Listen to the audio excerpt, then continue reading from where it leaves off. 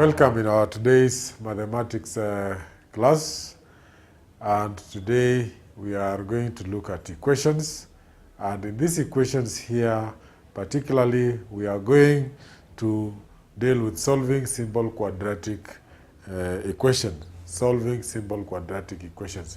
Earlier on in our previous equations, we've looked at what we call linear equations, those equations which only have one solution. The equations like those which have one solution, you should have realized that the power of x is always 1. That's why we have one single solution. The equations we dealt with in our previous lessons about the equations were of the type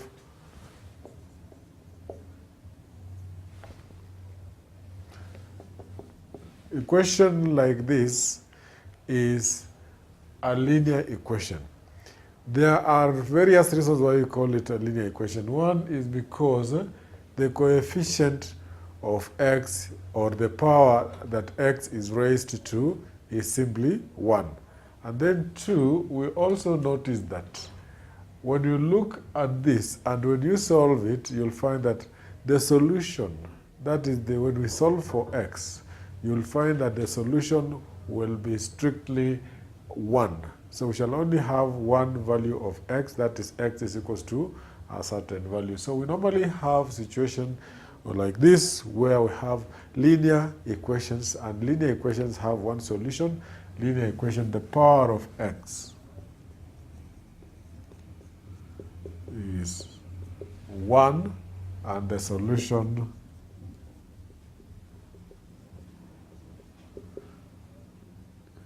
is also it has only one solution. So in most cases when you look at this, you find that we are able to know that this is a linear equation. Even if we create an equation with brackets, look at that equation. We have this equation. The only pronumeral that we have is 1, and that is the pronumeral of letter A. If you choose to solve this, then you'll find that the solution for this particular value, as you can see using distributive law, this is 5a plus 10 is equals to 7a minus 7. Now, when you solve this, a will be on the same side, and that simply means that what we shall have here, you'll find that we subtract 7a here. What you get is 5a minus 7a plus 10 is equals to 7 is equals to minus 7.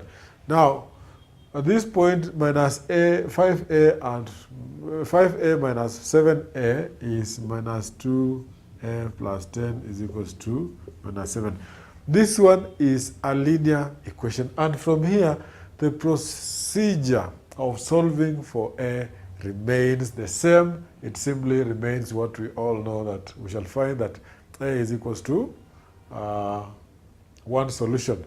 This can be seen, as you can see, just to remind you, if minus 2a plus 10 is equals to minus 7, then we need to find the value of 2a. This one will give us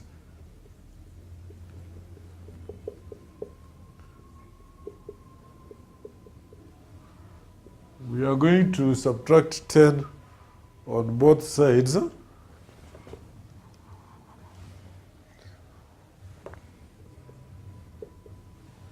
When you subtract 10 on both sides, you'll find that you'll have minus 2a is simply equal to minus 10 and then minus 7 minus 10, which will give us minus 17.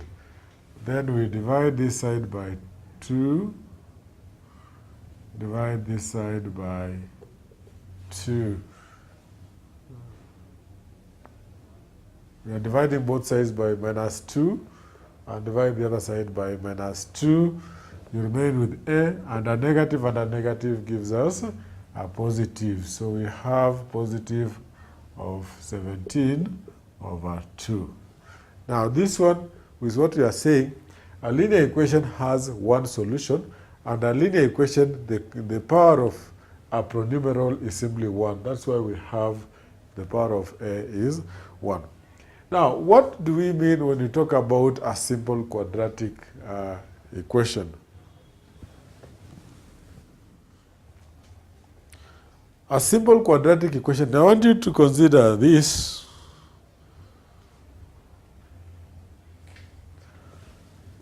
X squared is equals to c. What is the power of x? Now, when you look at this question, the power of x is 2. X is squared. So when x is squared, it gives us the value of c. So in this situation, there are some conditions that this particular equation will fulfill.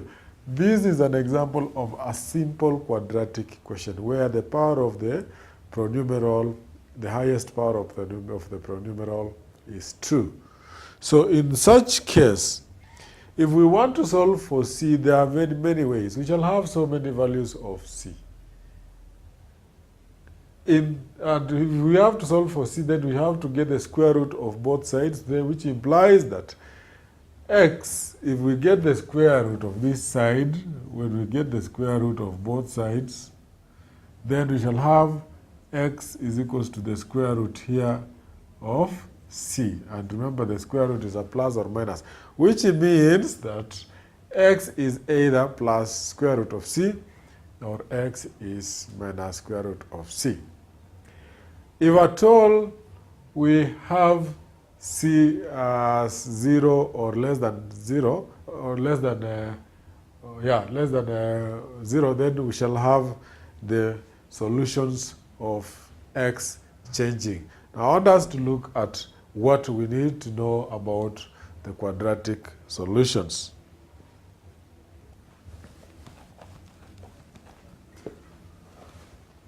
First, we notice that a simple equation, quadratic equation, is in the form of x squared is equals to c. Then the question here comes.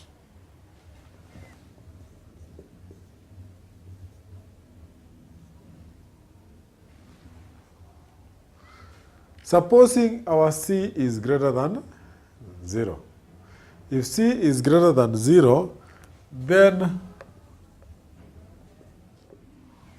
we shall have two solutions for x. And the two solutions will be either x is equals to positive square root of c, or x is equals to negative square root of c. So we are saying that if this is a simple quadratic equation and c is greater than 0, then we shall always have the solution for x to be two solutions.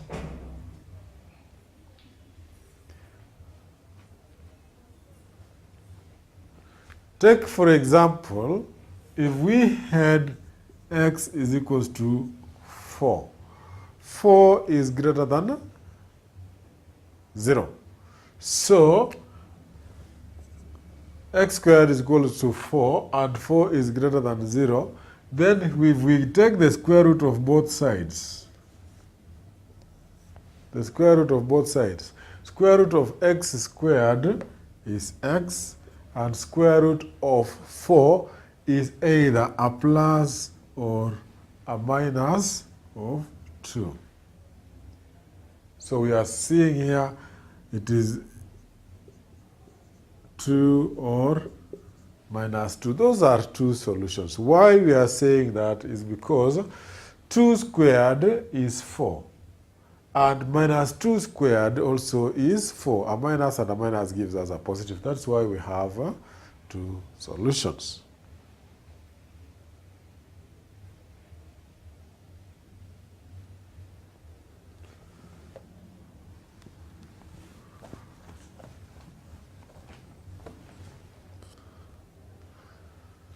Now, if this is the simple quadratic equation, and if c is equals to 0, then the solution is 1.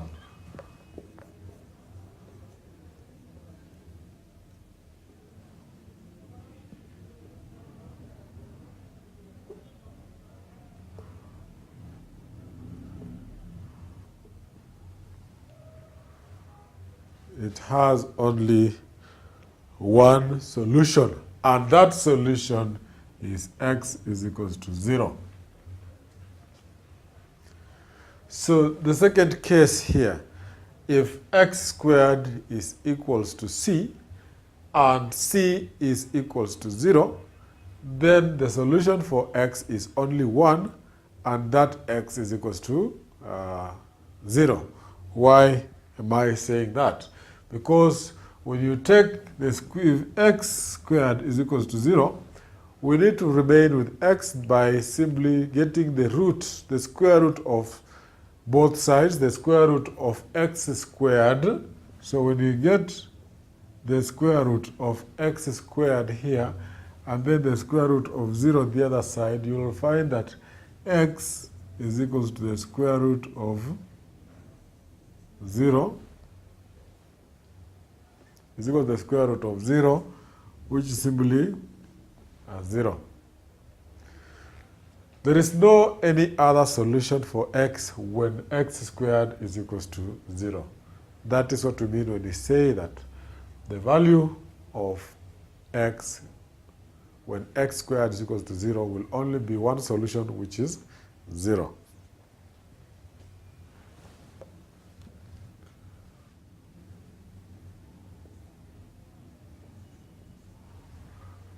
Let us look at a situation where x squared is equals to c, but c is less than 0. What could be the possible solution for our polynomial x?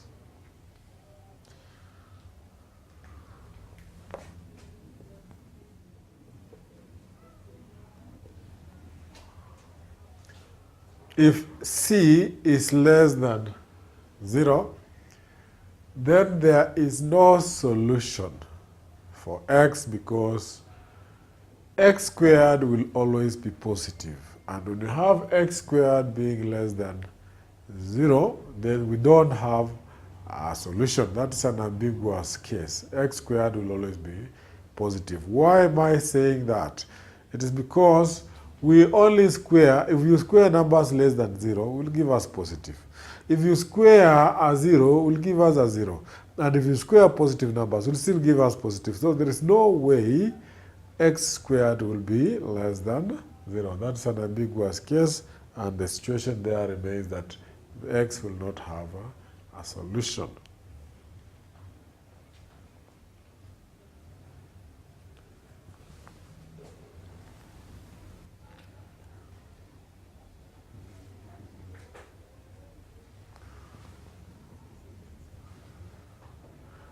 Now, solve the following equations. Round to the nearest 2 decimal points or 2 decimal places where necessary. Now, when you look at the first one, x squared is equal to 81. We need to find the value for x. So, which implies on this side, we shall get the square root of x. That side means square root. So, we take square root on both sides. When you look at 81, it is a perfect square whose square root is 9. Therefore, if we want to find x, the square root of x squared is x, is equals to the square root of 81.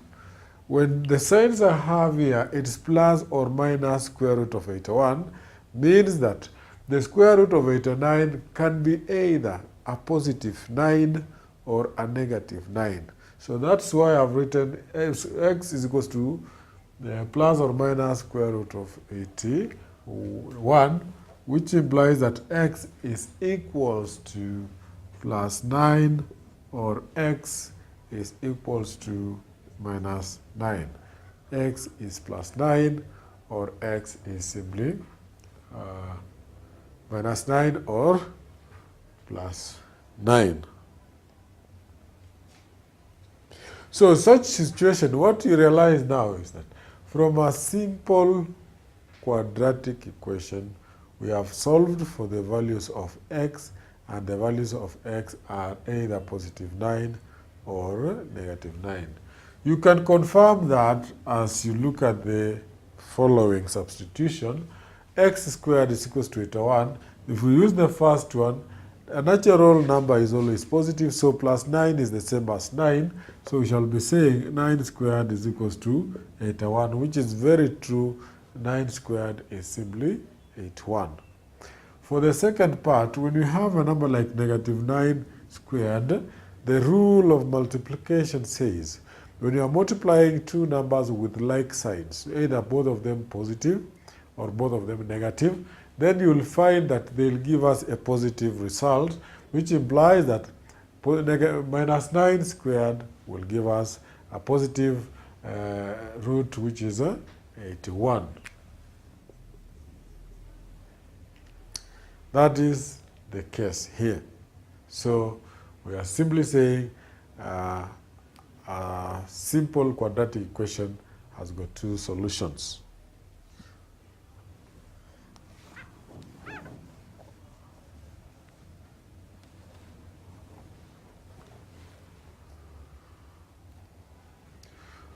For the second case, we have x squared equals to 23, which implies from x squared equals to 23, then we need to get the square root of either side.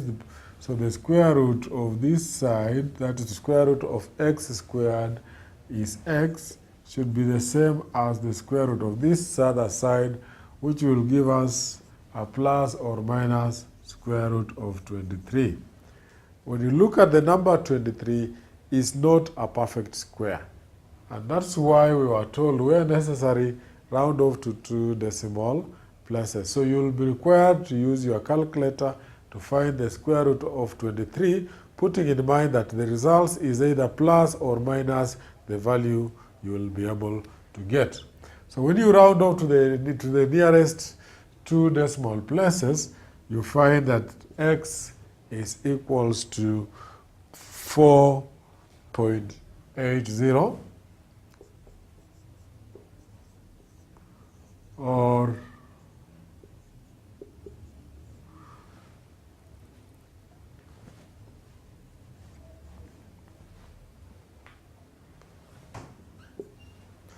when you round off to the nearest 2 decimal places, then you will find that x is equals to plus 4.80 or minus 4.0. That is the value of x. Take note that we realize that 23 is not a perfect square. That's why when we don't have a perfect square, we go in and use our calculator to simply get the solution as it is right here.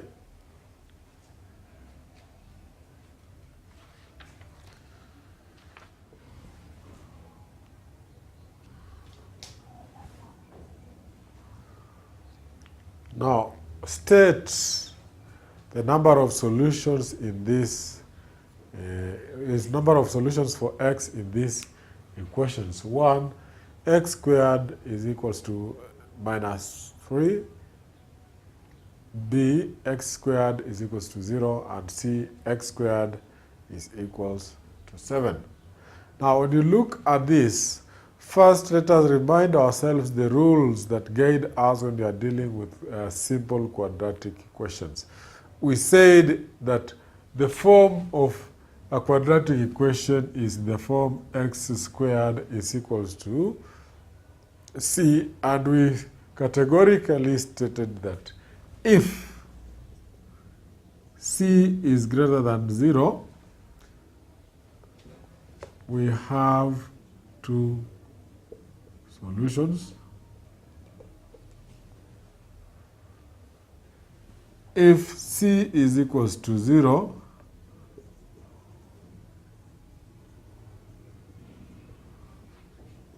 and if c is less than 0,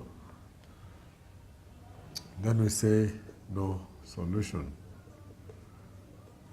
So before we tackle this question, we need to remember that if x squared is equals to c, and the rule is that c is greater than 0, then we have two solutions. C is equals to 0, we have one solution, and c is less than 0, we have no solution.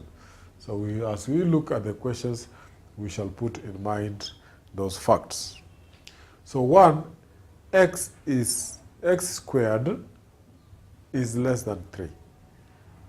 When 3 is less than negative 3, we want to look at this negative 3.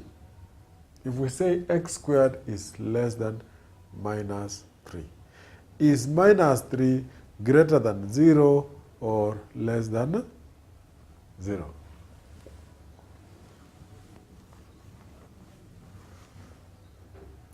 In our previous classes, when we dealt about the number lines, we say those numbers on the left means they are less than 0, and those numbers on the right are greater than 0 from a simple number line.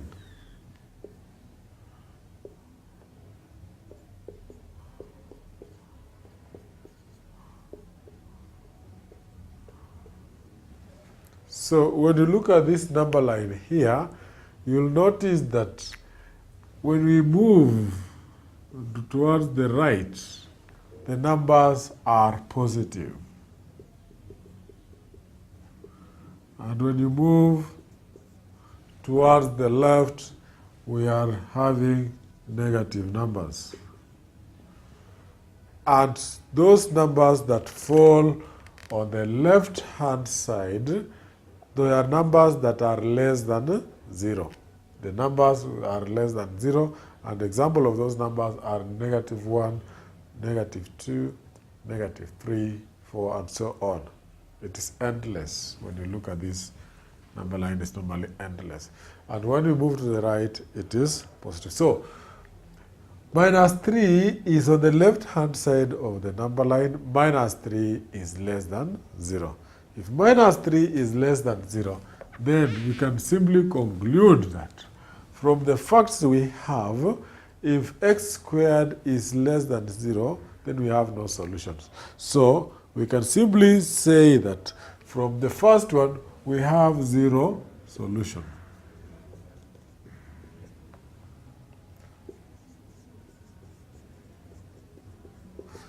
We don't have solution. We have zero solutions or no solution because the value of x squared is less than 0.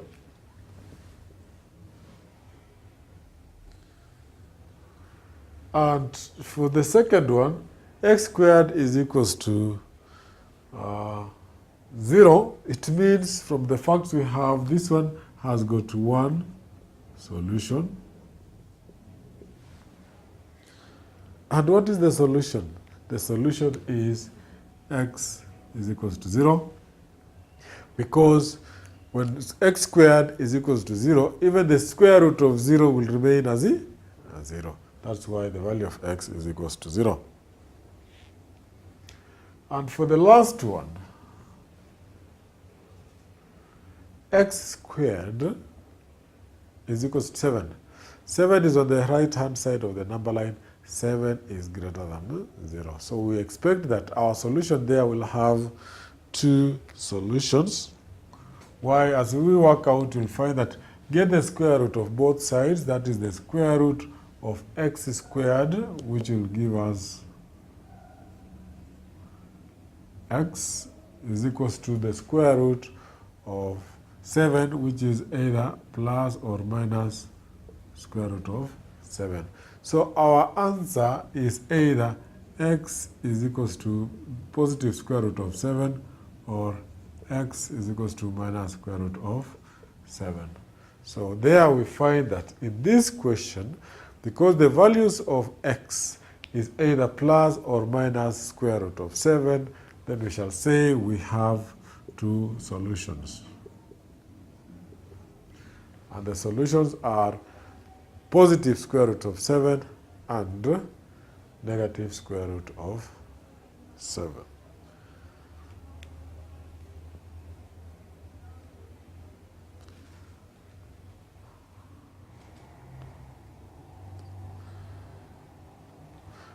Now, before we look at further questions touching on these quadratic equations, I want us to look and compare linear equations and quadratic equations.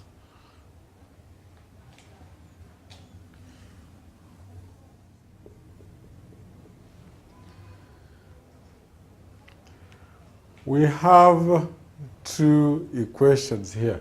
So compare the linear equation and the quadratic equation that we have.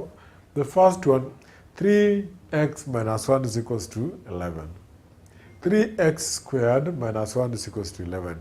Can you, in groups, discuss and tell me which one among the two is a linear equation and which one is a quadratic equation?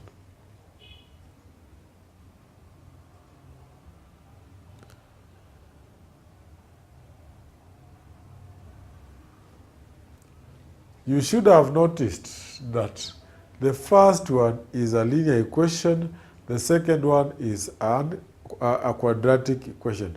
The following reasons will always exist: that the power of x, which is the only polynomial in the first equation, is raised to the power of 1. But from the second equation, it's a quadratic equation because the power of x is raised to the power of 2. So the power of x in the second equation is 2, which makes it a quadratic equation. But the procedure for solving these equations will just be the same until you arrive at the last point where we need to get the values of x. Take note, for example, here. The first procedure that we need to apply here is on both sides. We shall add 1 here and add 1 the other side, so that when you do that here, you'll find this is 3x minus 1 plus 1, we remain with 3x. And then the other side, we have 11 plus 1, which gives us 12. The same can also be used there, that we can add 1 and also add 1 the other side. If you choose to do that, you'll find that what you remain is 3x squared minus 1 plus 1, which is 3x squared, is equals to 11 plus 1, which is 12. So you notice that the procedure here is simply the same. And when the procedure is the same, then it is easier to move on. At this point here, we have a simple linear equation. At this point here, we have a simple quadratic equation. Our intention is to solve. Therefore, we shall be required to move ahead and find the values of x. So for the first part here of a linear equation,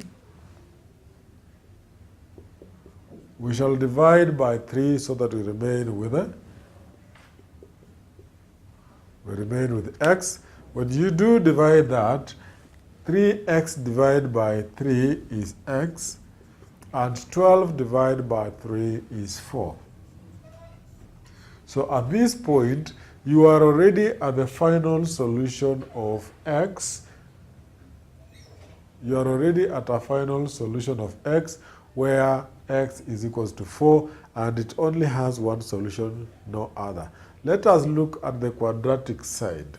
When you reach here, we need to make the coefficient of x squared to be 1. So we shall divide this side by 3 and divide that side by 3. When you do that, you'll find that you'll remain 3x squared divided by 3 is x squared is equals to 12 divided by 3, which gives us 4. But at that point, for this linear equation, that was where our solution lied. But at this point here, that is not our solution because this value is for x squared. And when you look at it, x squared is equals to 4. So to get it simply tells us that the value for x, we are going to have how many solutions? 2 solutions. And the 2 solutions will be the square root of x squared, which is x, and the square root of 4, which is plus or minus 2. So we take the square root here and the square root there.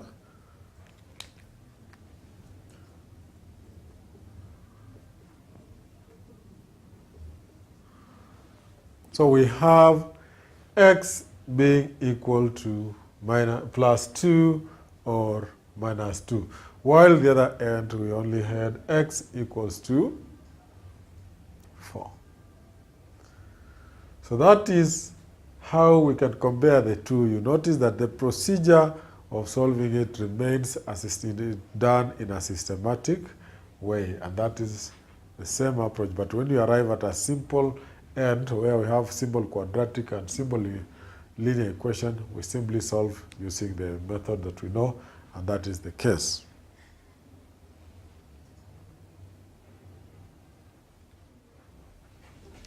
Having said this, let us solve the following quadratic equations.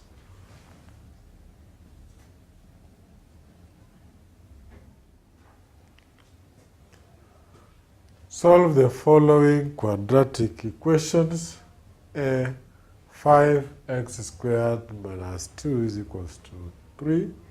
And B, 27 minus 3x squared is equals to 0.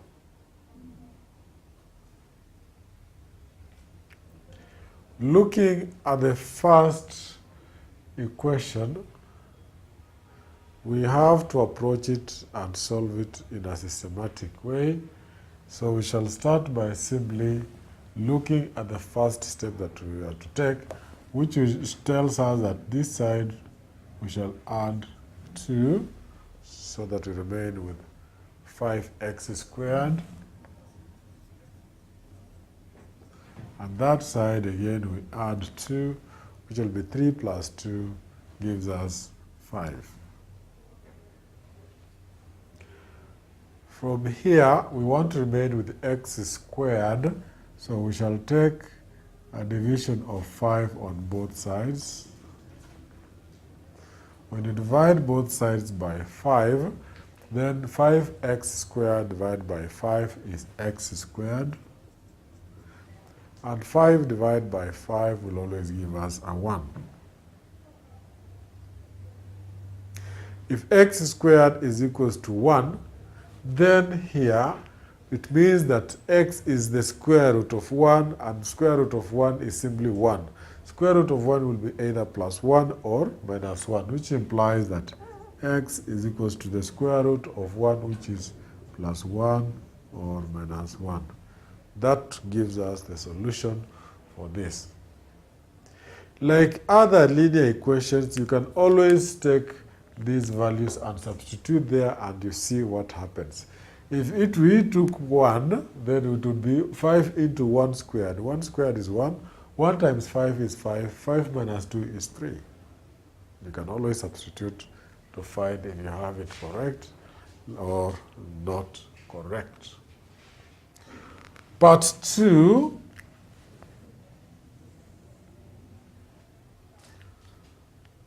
it doesn't matter whatever arrangement the equation has been set, But as long as the power of x, whatever place it is located, is 2, that one makes it a quadratic equation.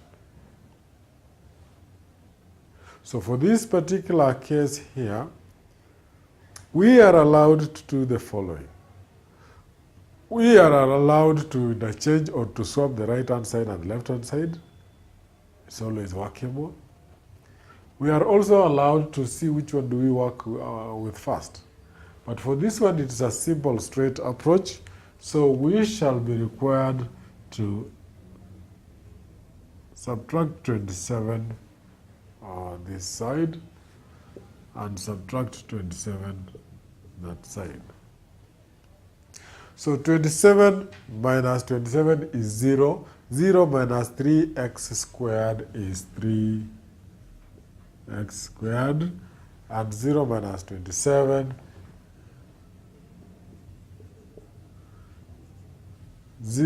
3, we are talking of 0 minus 3x squared is minus 3x squared. And the other side we have 0 minus 27 is minus 27. Then on this side, we divide by the coefficient of x squared, which is minus 3. That is the coefficient. And this side also we divide by minus 3. Minus 3x squared divided by minus 3 will give us positive x squared is equals to minus 27 divided by minus 3 will give us positive of 9. You know very well 9 is a perfect square whose roots are either positive 3 or negative 3. So when you take the square root on both sides, the square root of x squared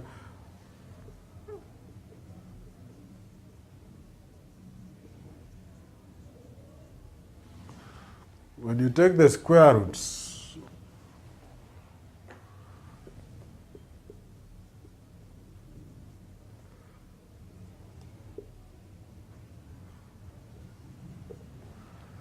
on both sides, the square root of x squared is x, and the square root of 9 is plus 3 or minus 3.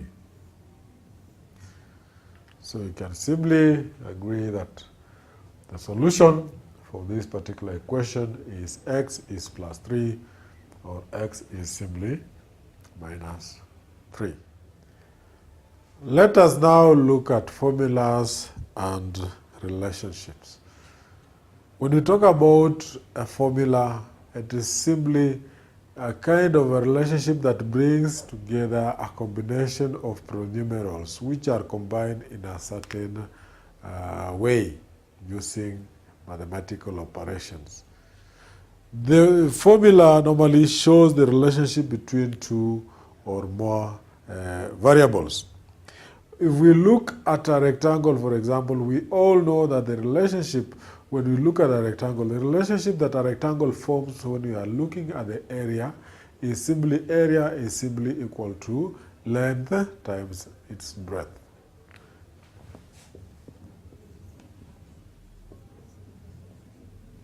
B is our breadth, L is our length, and the area is simply the length times breadth. This here is a formula.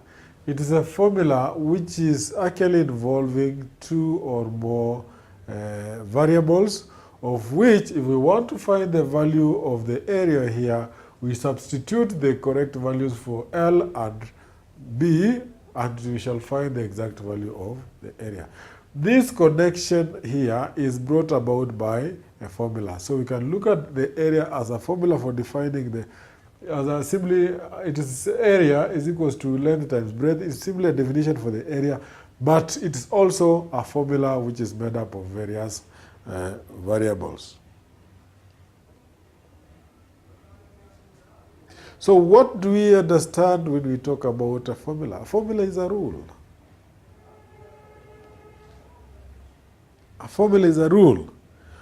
It is an equation containing two or more pronumerals, one of which is the subject of the equation. When we talk about one of which is the subject of the question, for example, this side here, this on the left side, what it forms is the subject of our formula. And for us to get the subject of our formula, we have a combination of prenumerals on the right-hand side, which, if we substitute the values, then we get the value of the subject.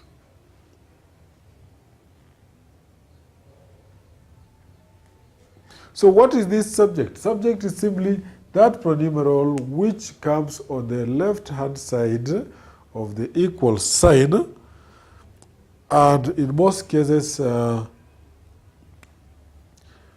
it is actually separated by an equal sign. It is equated to some prenumerals or to some variables which we can simply use to get the values. I want you to look at this.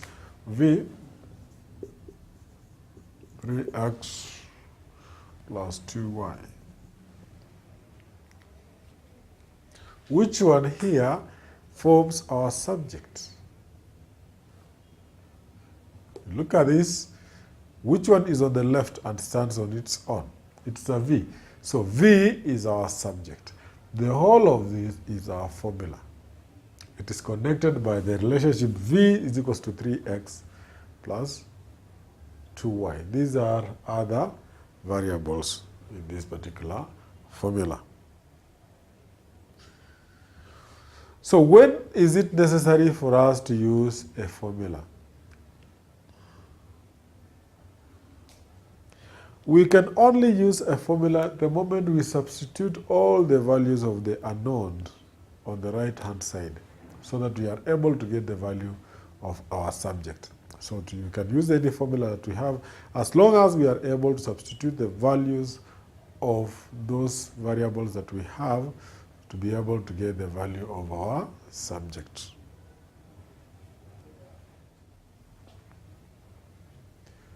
Now, we shall take one at a time. Apply the formula of a rectangle's perimeter. P is equals to 2L plus 2B to find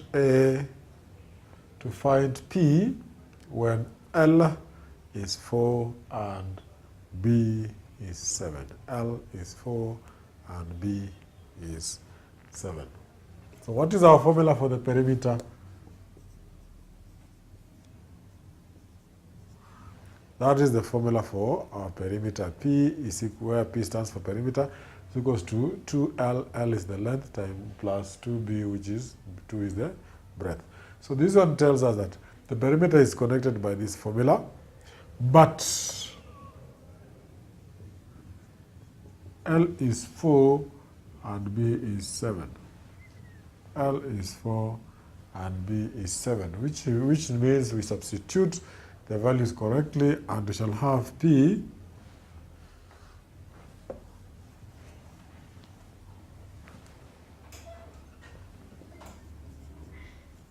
is equals to 2L, and L is 4 plus 2B and B is 7. We are trying to say P, which is the perimeter, is equals to 2 times 4 plus 2 times 7. This one will give us 2 times 4, which is 8, plus 2 times 7, which is 14. So our perimeter is equals to 22. Our perimeter is equals to 22. So we have been able to find the perimeter by simply substituting in correctly the values of L and the values of B.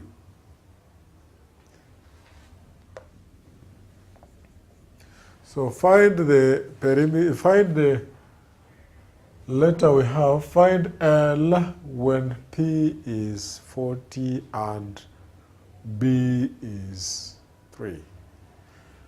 The general formula is P is equals to 2L plus 2B. They are asking us for L.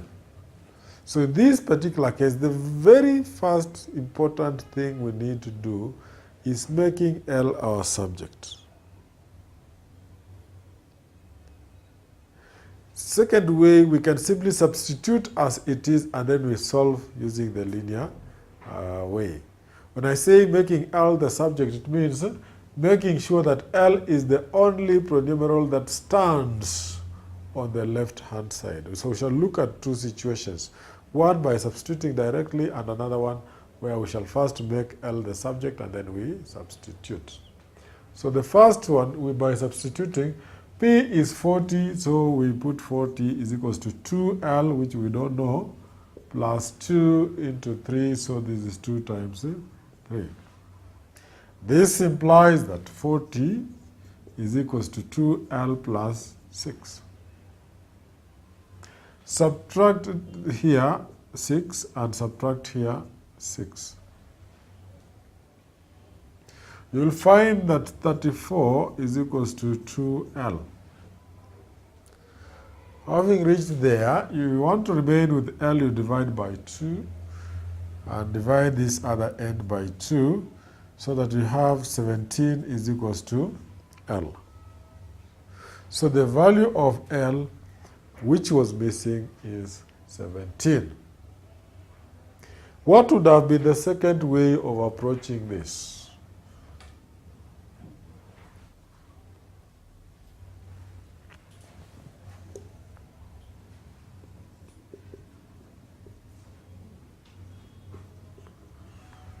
Is to make L our subject. That is to make sure that L is on the left-hand side. So the first thing we can do is to swap or interchange the side. When you swap the sides, it will be 2L plus B is equals to 2L plus 2B is equals to what we have there as our perimeter.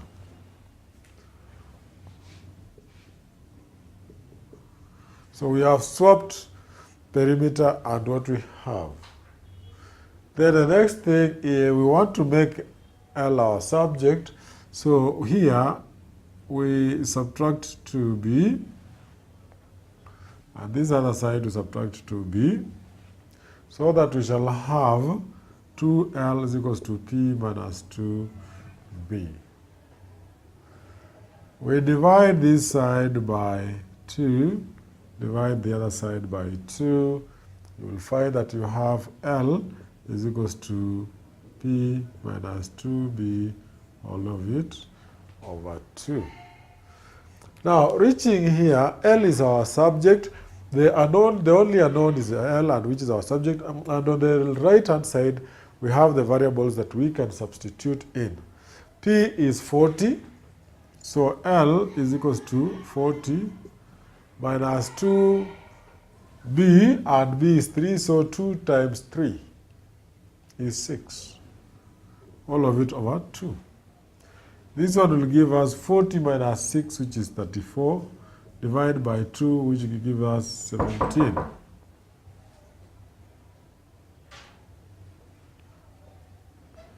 This one will simply give us L is equals to 40 minus 6 over 2.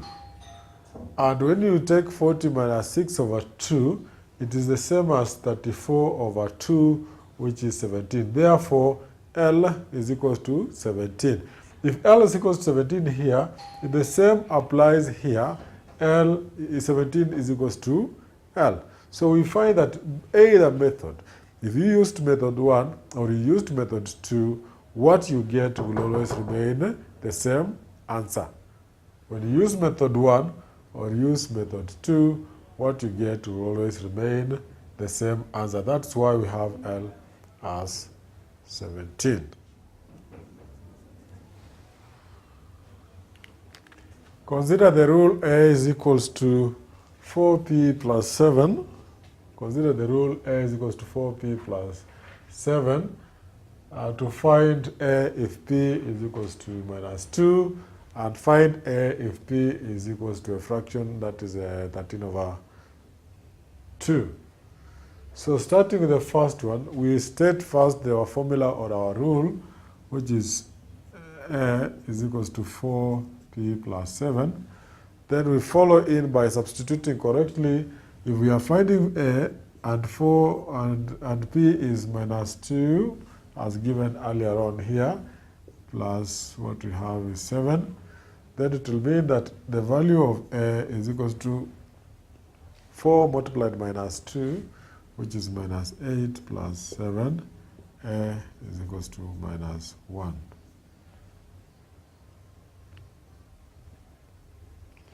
This is if we are looking for A, given that P is minus 2.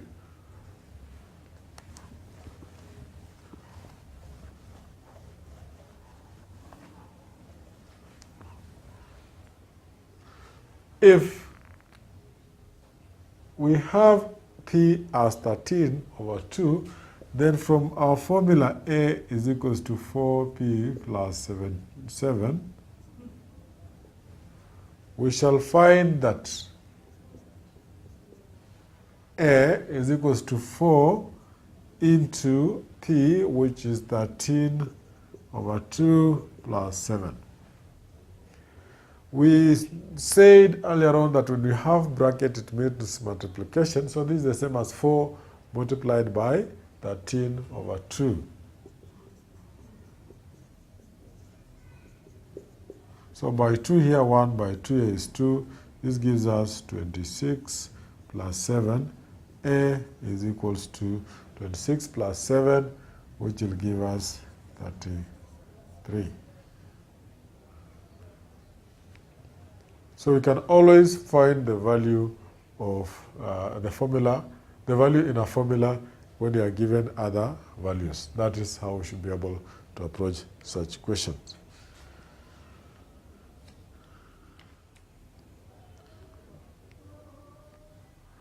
Now, from this question, the formula for the area of a trapezium is given by A is equals to a half H into bracket A plus B. And we can see A from here, A is up there. This is our B, and this is our H. So this is how we find the formula of the area of a trapezium. Now, find the area of this. Given that, find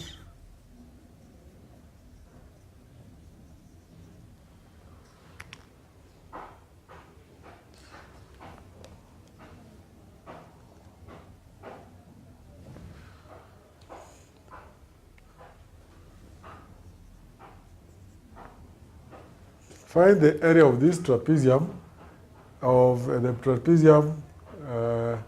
measuring A as 8, 12, and the height is 6.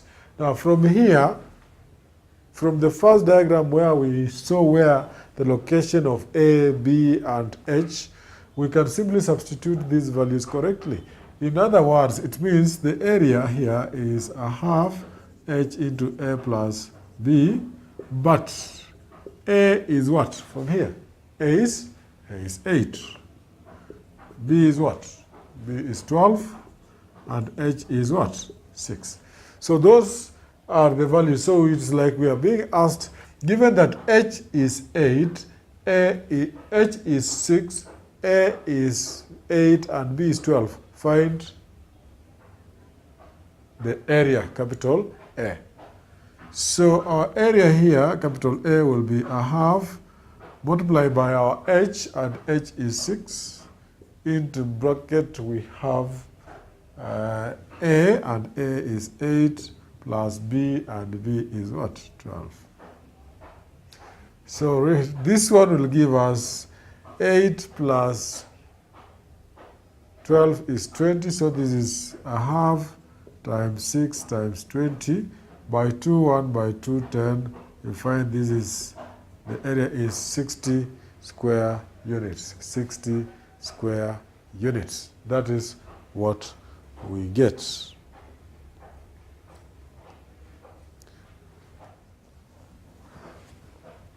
So again, using the same formula, find the area given the following. Find H if A is 20, that is capital A is 20, small a is 3, and B is 7. That's what you're looking for. So we state our formula A is equals to a half H into A plus B. Then substitute correctly. A is what? 20. So this one will give us 20 is equals to a half of H. That is a half H. We don't know H. Inside the bracket we have A, but A is 3 plus B, which is 7. When you open the bracket, you'll find this one will be 20 is equals to H over 2 into bracket 10. H over 2 times 10, we can go by 2, 1 by 2, 5. So this is 20 is equals to 5H.